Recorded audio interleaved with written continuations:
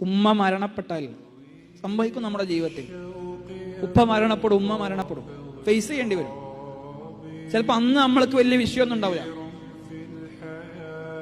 അന്ന് വീട്ടിൽ കുറെ ആൾക്കാരൊക്കെ ഉണ്ടാവും, പലരും കാണാൻ വരും, കബറടക്കി നമ്മൾ പോരും. 2 ദിവസം ഇങ്ങനെ ചടങ്ങ് പോലെ ആൾക്കാരൊക്കെ വന്ന് ഇങ്ങനെ സമാധാനിപ്പിച്ചു പോകും.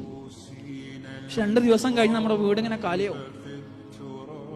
പിന്നീട് അങ്ങോട്ട് നമ്മുടെ വീട്ടിൽ നമ്മൾ അനുഭവിക്കാൻ പോകുന്ന ഒരു വിടവുണ്ട്.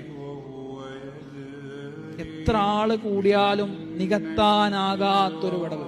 അവഗണിച്ചതിന്റെ ഒക്കെയും കുറ്റബോധം നമ്മളെ ഇങ്ങനെ ഉള്ളിൽ അലയൊലിക്കും. വാപ്പാന്റെ മിസ്ഡ് കോള് കണ്ട് തിരിച്ചു വിളിക്കാതിരുന്ന സന്ദർഭങ്ങൾ ഉള്ളിലിങ്ങനെ നീറ്റലായിട്ട് വരും. ഉമ്മയുടെ തലോടലുകൾ നമ്മളിങ്ങനെ ആഗ്രഹിക്കും.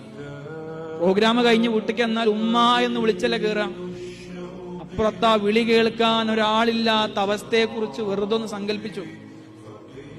അപ്പൊ ആലോചിക്കും, ചീത്ത പറയാനെങ്കിലും വാപ്പ ഉണ്ടായിരുന്നുവെങ്കിൽ. അതിന് വല്ലാത്തൊരു പറഞ്ഞറിയിക്കാൻ പറ്റാത്തൊരവസ്ഥയുണ്ട്, അനുഭവമുണ്ട്. നമ്മുടെ ജീവിതം ശൂന്യവും. ഉത്തരവാദിത്തങ്ങളുടെ ഭാണ്ഡങ്ങൾ നമ്മൾ പേറേണ്ടി വരും.